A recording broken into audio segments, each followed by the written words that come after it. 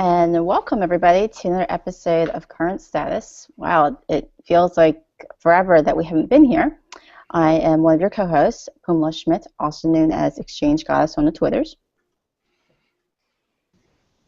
And my name is Teresa Miller, and I can be found on Twitter at 24/7 IT Connect. And I'm Melissa Palmer. You can find me on Twitter at VMiss33. As you can tell, I'm a little excited today. We have a special guest. Oh boy. Yeah, Pat Richard, and we're going to be talking about Lync today. And he's a Lync MVP, or I'm sorry, Skype for Business. I guess that's the new name. So, Pat, can you introduce yourself and tell us a little bit about how you got into Lync, Skype, and all that jazz, and then I'll just start taunting you. So. Oh boy. Sure. Well, as Pamela said, I'm Pat Richard. I'm a Skype MVP, Skype for Business MVP. My technical title is UC Automation Lead at Modality Systems. And for those not familiar with Modality, we are the largest Lync consulting custom dev and managed services company in the world. Lots of Lync business. It's all we do. As for how I got started, I was actually an Exchange MVP for 6 years, and all I did was Exchange. And one day, my boss came to me and said, "Hey, we're going to start doing Lync consulting. We need a Lync guy, and tag, you're it." So I had never logged into a server or anything before that, so I ramped up, and as they say, it's all downhill since then. So I love it. I'm glad I made the switch. So you actually really love Lync. I'm sorry, Skype. I'm gonna have to formerly known as Lync. Yeah, the company with an identity, or the product with an identity crisis. Yeah, I do. It's fun. It's quite an interesting product. It does a lot of things, and everybody was doing Exchange when I was doing it, so it was nice to branch out into something that not as many people were doing, and kick the tires. And I like to tell people I make the phone ring, and they're happy when they hear that. So, I guess, can you explain, or what's the big deal with the whole product name change? Is it just, like you said, identity crisis, or are they trying to do something else?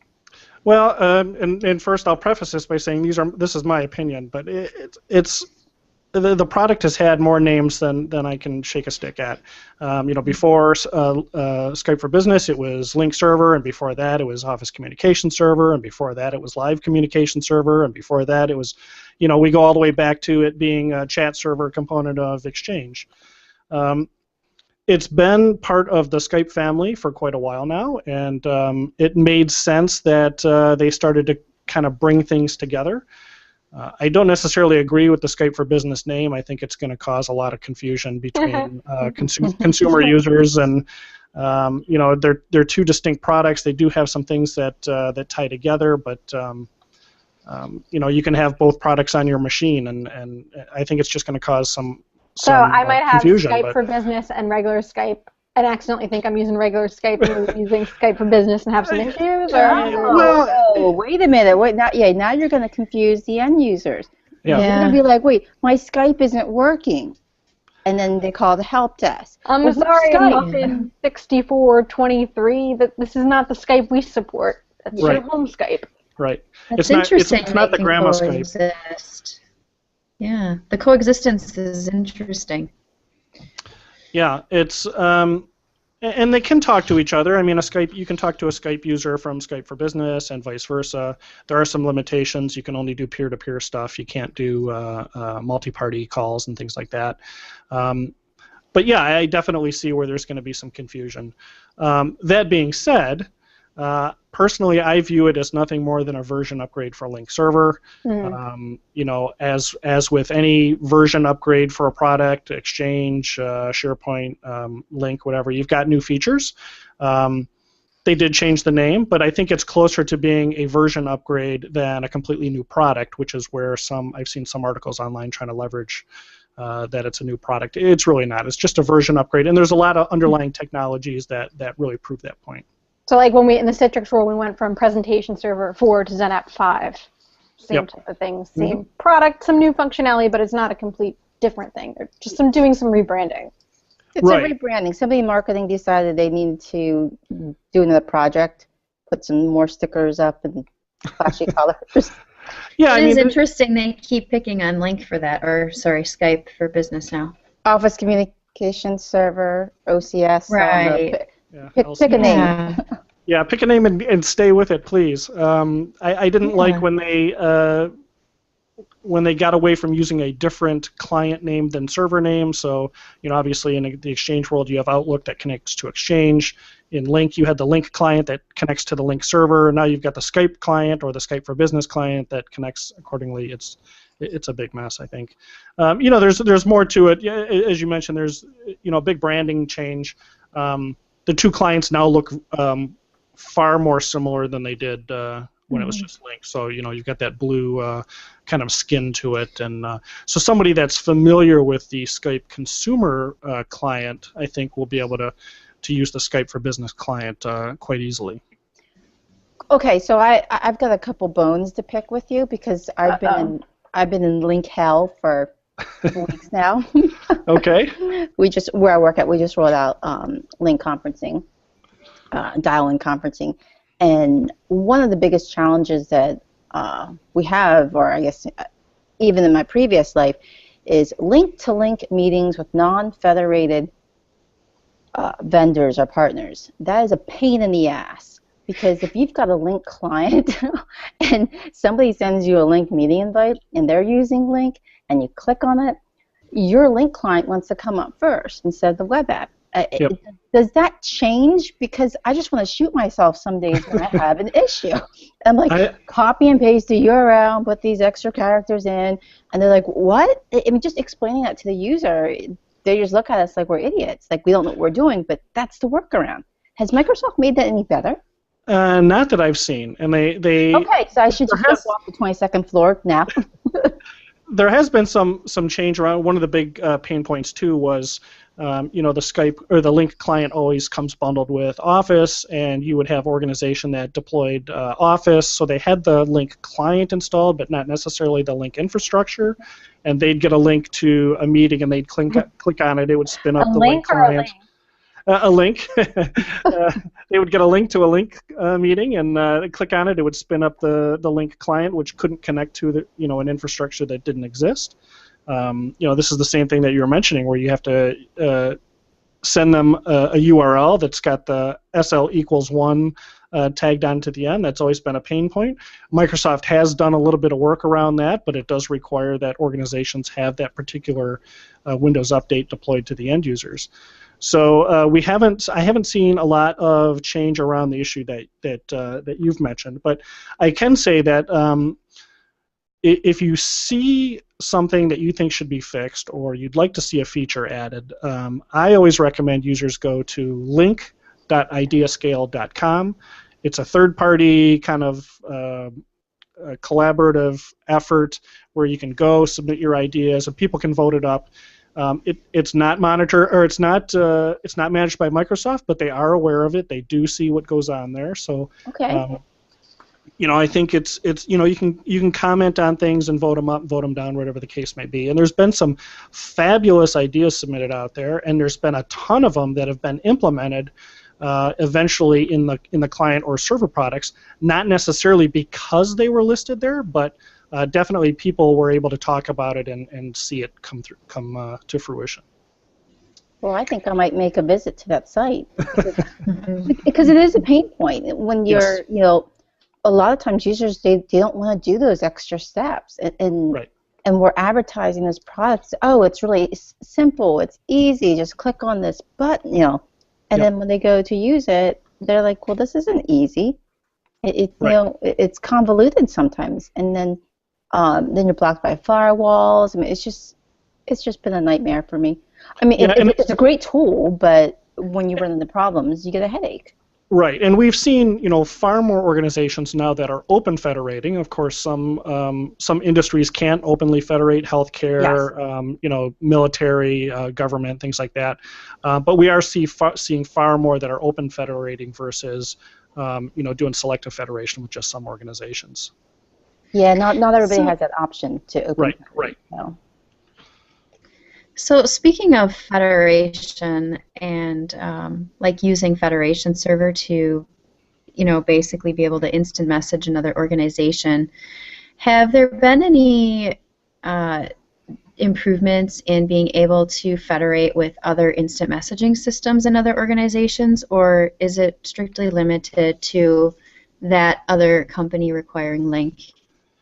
Well, it can be Lync or a legacy version like OCS. You can get some federation going through there.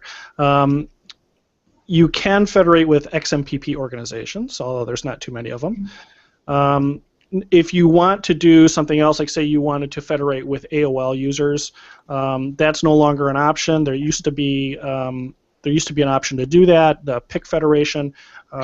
That went away, but there are some third-party services that do provide that service with a fair amount of granularity, where you can select specific users and give them the ability to federate with specific organizations, such as AOL or Yahoo or some same-time organizations or whatever the case may be. I actually think Lync federations is easier to set up than Exchange federation. Oh yeah. Yeah, I was actually surprised by that. Yeah, it's fairly easy, and there's some caveats. There's 3 different ways that you can federate, depending on the amount of traffic that you want to go through and how easy it is for other organizations. There could be some more granularity. As I mentioned, some of these third-party providers do provide the ability to allow just some users the ability to talk to some organizations. That's really not a feature in Lync or Skype for Business. It's, you assign a policy to a user, they can either federate with other organizations or they can't. There's not a way to break it down by which organizations they can federate with. All right. I have a question from the Twitters. I have an answer. I kind of want to laugh reading it. One of our viewers would like to know, when will the Mac client reach feature parity, especially in regards to persistent group chat? Ooh. That's a good answer. I feel sorry for Mac users, and I don't mean that. I don't mean that to be mean, but if a Mac user has only ever used the Mac Lync client,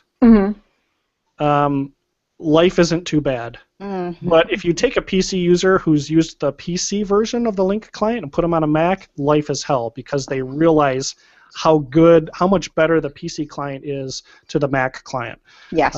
I mean, just the ability to sort your contact list and things like that. I don't know. I know that a new version is coming. There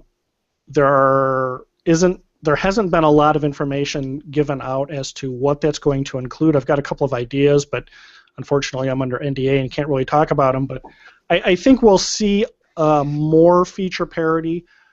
I don't think we're going to ever see full feature parity with persistent chat and things like that. Yeah. So I guess install a Windows VM for Lync. You really want the features? Yeah. I mean, can I virtualize Lync? I'm sorry? Can I virtualize Lync?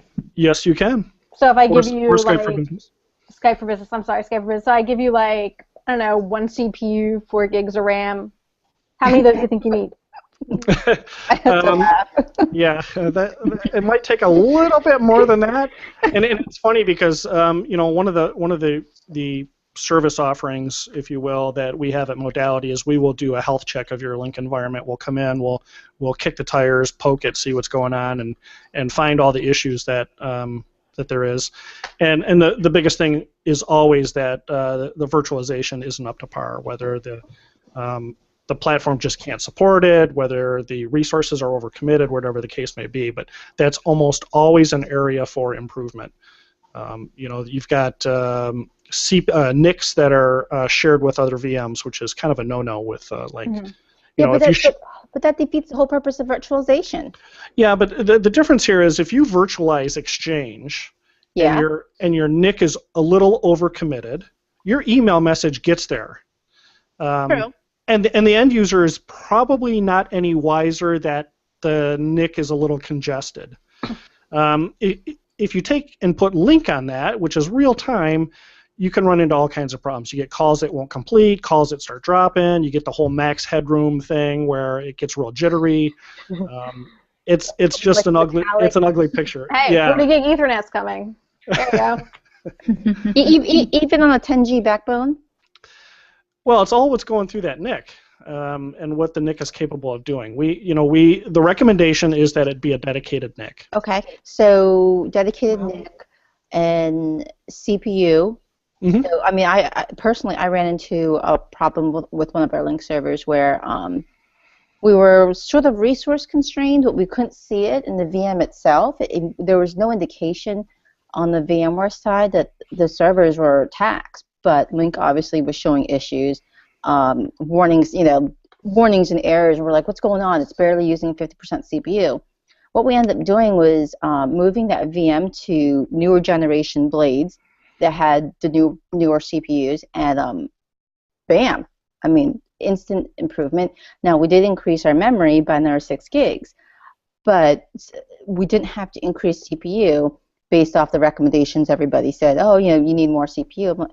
We're like, well, let's just try it on the new blades, and we had a huge improvement. So CPU is a big deal from what we found out, more so than the memory and the network cards. So for right now.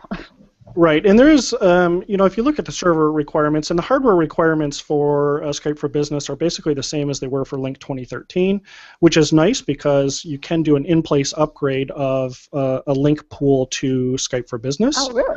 Let me clarify. You can do an in-place upgrade of a Lync 2013 pool to Skype for Business. You cannot do an in-place upgrade of a Lync 2010 pool, Gotcha. and that's because Lync 2010, the hardware requirements were a lot lower. Okay. So what about on the network side? Obviously, like you said, real-time traffic with the phone calls. Are there QoS requirements, that the network needs to meet for that traffic to be able to be well managed? Yeah, you definitely want to have QoS implemented if you can throughout your environment. There is some pretty good documentation on what you need. I've written an Excel-based calculator on kind of a planning tool for QoS that spits out all your QoS tag information, all the PowerShell that you need to create your GPOs and everything. As long as you've got it correctly set up, that goes a long ways towards helping improve your end user experience with audio and video.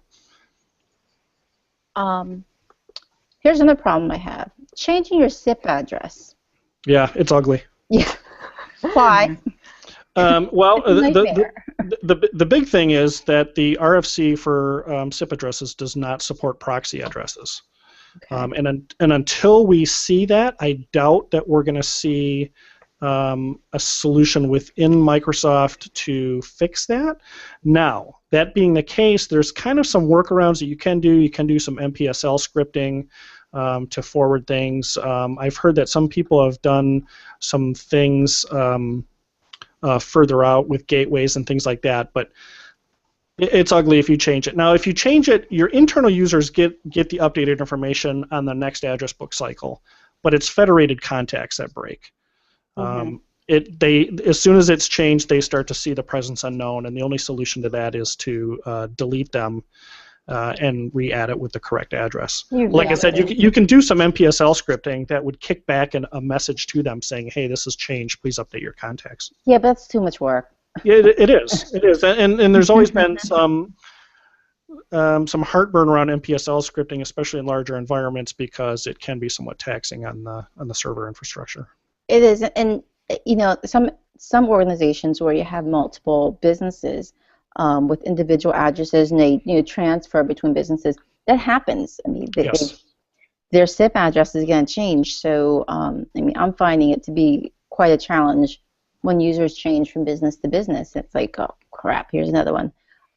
We can't say it's seamless. Right. I'm always like, well, if we do this, this is catastrophic almost. Because I really hate to do it because it's such a headache. Yeah, a little blip internally. Like I said, your internal users will get the updated information, but the federated contacts, that breaks. And that is one of the ideas that's listed on lync.ideascale.com is support for proxy addresses. Oh, that would be great because, I mean, all their existing meetings, the recurring meetings, that all has to change. Mm-hmm. And they don't want to do that. And you're like, well, Right. it has to because it's related to your SIP address. And it's changed now. Right, and then it gets more complicated too because obviously Exchange supports proxy addresses, but if for some reason the address is merely changed and there's no proxy address, then the problem gets even worse because now you break the interaction between Lync and Exchange where it needs to use EWS to look up like calendar information. If the old address, if the SIP address is not listed as one of the SMTP addresses, then all bets are off, and then the help desk phone rings. So if I'm going to change the subject a little bit. So if I'm a customer, or actually not a customer yet, I'm looking at Lync for or Skype for Business. Old habits die hard, and they're going to die hard. But so I'm getting started, and are there any guidelines on phone systems that work best with the Skype for Business, or are there any limitations, or can it integrate with anything? Like, what's the best? Well, that's kind of a loaded question. Can it work with anything? I would say no. I'm sure there's some systems out there that just aren't going to work with it. But for the most part, your bigger systems, Avaya, Mitel, Cisco, things like that, you can always get them to work. What about my rotary phone? It would be an interesting challenge, but you never know. Have you ever tested it? Have you tried it? No. Oh, come on. Hey, maybe that should be our startup. Like Yeah. IP-capable rotary phones, like throwback type stuff. That's an idea right there. There you go. We need a VP on us. We own half of it. Whoever decides to do that. If you put a gateway in between, then usually things work fairly well. You can talk to like you can get Avaya to talk directly to Lync via direct SIP. But for the most part, we always recommend a gateway because a gateway gives you far more flexibility and can deal with some minor issues on one side or the other without causing a lot of problems. And of course, gateways give you a lot of features too, like the ability to block incoming calls from specific numbers. You're doing some call manipulation, some forking where you're sending the call off into two different directions. Whatever the case may be, a gateway is definitely the way you want to go. Cool. So with this, back to Skype for Business. I heard that one of the new features was video conferencing, sort of like a town hall type function. Can you elaborate on that? Yeah. So. And how's that going to work? So let me think about this because I know some of this still hasn't been released publicly. So ooh. The way that it's going to work is your organization. So we're assuming an on-prem deployment of Skype for Business. The way that this will work is that you will set up a hybrid with Office 365, and the call content will originate on-prem, but will be sent out to Office 365 where all of your attendees will see it. So let's say you have a town hall where 10,000 people are connected to it. You don't have 10,000 people establishing connections into your environment. You have them connecting to Office 365, which uses like an Azure Media backend to it. And the only media that's happening on-prem are your media creators. So the 3 or 4 people that are responsible for sending the video streams out and switching back and forth between sources and things like that. Is that going to be better on network bandwidth for your sites? Well, sure. Is that going to be a better user experience versus something that's local? Because I just can't think of off the top of my head, but I know there's a couple applications that do that already. Right. So the big question here is, where are your attendees? If your attendees are all internal, well, then now you're going to be using up more of your internet bandwidth. Okay. If your attendees are external, well, it's saving you a lot of bandwidth.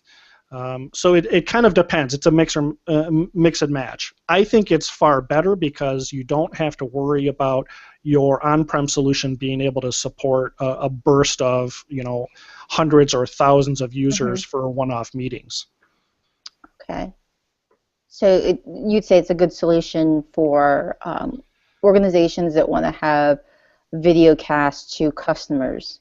Yes. Let's say like a Target or Home Depot that has an important message about their security breach, and they want to broadcast it to all their customers. Well, not only that, just think of your normal webinars that organizations have. Alex Lewis, who works here at Modality, has done quite a bit of webinars in the past, and so now you're going from using a third party to host and manage those webinars to being able to leverage your existing on-prem deployment to talk to Office 365, and I think it's a much simpler end-user experience. I think there's a little bit of work that needs to be done on that solution, and we'll see it once it comes out. But I think it's a great idea. Actually, I just thought of something. Usually, like earnings calls, public companies. Absolutely. Yeah, I could see a great use case for that, because a lot of times you have to log into their conference calls. Somebody's hosting it, but yeah, right. That's actually a really interesting concept there. Yeah, and what's nice is it's presented to the attendees as via a web browser. So the attendees don't have to have the Skype for Business client or a Lync client or whatever it may be. They can attend with just a web browser. In fact, that's the only way that they attend. So if they have a a Skype for Business client already, it's not going to force them into that. No. That's great. That's actually really good. Right. It should just give them a link that just spawns the web browser and takes them right into the meeting. Good job, Microsoft. I like that. Yeah. I think it's going to be great. I think it's going to grab a lot of traction, and it'll be interesting to see what some of the partners do with integration of that into their own solutions and their own websites. Yeah, because I could see it, if it didn't force the web browser, if somebody had Skype for Home and they clicked on it, I could just see that being just a huge mess. Right. Attendees attend via web browser, and the content creators connect via the Skype for Business client. Great. Any other tidbits going on? Because I know isn't there like some update on Tuesday? Yeah. So Patch Tuesday. So that's when the that's when the new client's going to come out. It's always Patch Tuesday. Yeah. So if you have the existing Lync client installed, then there's going to be an update that will update you to the Skype for Business client. Organizations definitely want to take a look at how this is going to affect their users. There are some changes that you can make to client policies within Lync to ensure that once they get the new client, that they see whatever version of the client you want, because with the new update, organizations can still force the users to see the Lync 2013 skin versus the Skype for Business skin. There are some things that do change if they do that. Regardless of which one they see, the sound profile changes, so all your system sounds related to Lync will change to the new ones. And your meeting invites will say Skype meeting instead of Lync meeting, and that's the case regardless of which GUI you have visible moving forward. So can we just not install the update? Or let's say if you have SCCM, can you just kind of delay that update for a little bit? Sure. Okay, because you know what, from administering an organization that has Lync, that could be devastating, because users are going to be like, wait a minute, what's this Skype thing? I had Lync yesterday, but now I have this Skype. What's going on? Users can be really freaked out by that, and next thing you know, the help desk is getting 1,000 calls. And that's why you've seen a lot of the MVPs talking about making this change to their client policies to set the setting to what they want it to be instead of leaving it. If you want your users to continue seeing that Lync 2013 client, then set the client policy so that the Skype UI enabled is set to false. Otherwise, set it to true, and they'll see the new client once they reboot. But even the URL is different though. So I know some users they would recognize that. Wait a minute, that it used to say Lync here. Why does it say Skype? This is a Skype meeting. Yep. What's going on? Yeah, but more importantly, before they even notice that the URL's changed, they'll notice the system sounds changed. Very true. I have nightmares with that Skype sound in it, man. I heard a lot of people mentioning, hey, all my sounds changed. I want the old sounds back. And that was before they even created meeting requests and noticed that the Skype URL changed. Uh-oh. Well, I think, Pumala, to your point, too, I mean, I think communication is huge in that case. If you don't communicate that change to the users, they will be thoroughly confused. But if the right communication can be done, they'll hopefully be okay. Oh yeah, you definitely have to communicate Lync. It's such a big application. There's so much to do. Mm-hmm. I think there's just it can be confusing. Yes. And depending on the user you're working with, they may not grasp it right away. I have some users that we have to talk them through it several times, and they're like, because they're still kind of resisting. They're like, oh, I like my WebEx, or my GoToMeeting. But no, this is great, and it just takes a while for them to get used to it. And once they're used to it, like, oh, this is good, but it takes a while. Lync can be kind of clumsy at times. Well, and I think once people start to see the Skype UI, I think adoption will be a little bit better. A lot of people are used to using the consumer version of the client, so there's a lot of similarities with the Skype for Business client, and so I think things will be a little easier. But you're right; it's proper communication. If you're not ready for the users to see that UI, then set the policy setting to false. Prepare your environment, get out that communication so that they're properly ready for it, and then let it loose, and I think they'll love it. Well, we're almost out of time, but we do want to make an announcement.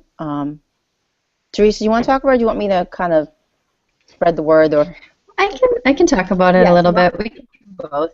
All right. So during Microsoft Ignite, Pumala and I will be headed down to Chicago. Actually, for me, it's down. For you, it's not so. It's what? West. It's west. I'm going west. But anyways, yeah, there's going to be an author dinner because we do write for Petri. So does Missy, and we are going to be giving out some current status wine glasses. Oh, I got to get me one of those. Yes. So the gang at Petri and us kind of worked out some guidelines around those in terms of how they'd be distributed. So they're planning on, so actually registration's already full, so you cannot get into the event anymore. But anyone female, they're going to give a glass to everyone female that attends, and then there will be drawings for the remaining glasses for the rest of the attendees. Do you have a picture of the wine glass handy? You know what? I don't. I thought I did. All right, let me see if I can grab it real quick here. Yeah, and they're actually really nice glasses. I had it up. Yeah, I do have it here. Can you see it? Or is it blurry? Yeah, it's kind of blurry. Can you see it? We'll tweet a picture of it later. We'll tweet a Closer? picture. Closer? There you go. No? There you go. I'll just keep trying till you... All right. Till she's tapping on the camera with it. Hey, you can be like me, just clean the camera. That's how you fix all your grainy video feeds. Just clean your camera out with your sleeve. Yeah, we're excited. The glasses look really nice, and they are a collector's item. Yes. So, and as Teresa said, there's going to be a drawing for them, and so we're excited. And if there's any other women that are going to be at Ignite, reach out to us. We might have some special news, and we'd definitely like to really meet some more women at TechEd. I'm sorry, Ignite, formerly TechEd. I'm going to keep calling it TechEd. Just like we keep on calling Skype Lync or Lync Skype. Or... Yeah, I'm always going to call it TechEd. And if I could plug something real quick, I'm one of the hosts of the UC Architects podcast, and we are having our big party at Ignite as well, along with Event Zero, which is going to unleash version 5.0 of their Lync monitoring solution. So come on by, and we'll be giving away some things too. Oh, that's Excellent. great. Nice. What night's your party? Monday after the welcome party. Oh, the hall crawl. Mm. Yeah, Yeah, we're going to be in Tuesday, so you have to come visit our party. definitely. Yeah, you have to stop by. Certainly. And I think our time is up. Oh, I This know. was fun. It goes I know. fast. It does. It goes so fast. We'll have to have you back on once Skype has been official and, see how the reaction is. sure, absolutely. And, well, everybody, thank you for watching us. Thank you, Pat. This was a really, really good. Yeah, this was really, I learned a lot about Yeah, it was Skype awesome. for business, right? It's Yeah. Skype for That's business right. now. Yeah, For I now, want. so it changes For again. now. Until next week. Thank you, everybody, and have a great evening. And we will see you next week when we are with talking about SharePoint, another Microsoft product. Oh, I think everybody will like SharePoint. Everybody loves Oh, SharePoint. no. SharePoint next week. That's fun. Bye, everybody. Thank you. Bye. All right, have a good night, everyone. Thanks.